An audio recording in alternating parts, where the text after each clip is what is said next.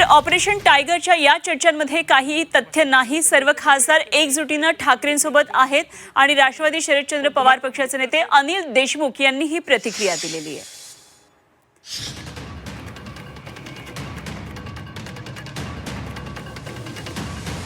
असं आहे, ह्या सर्व बातम्या ज्या आहेत त्या पेरल्या जातात।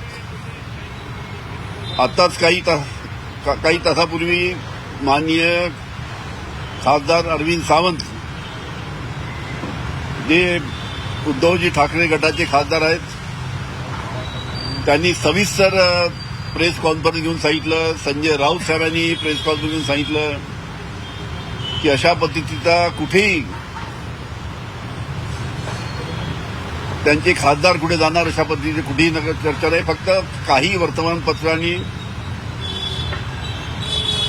त्यांना काही चुकीच्या बातम्या दिल्यामुळे त्यांनी अशा बातम्या छापून आणल्या आणि अशा पद्धतीचं पसरवत आहेत।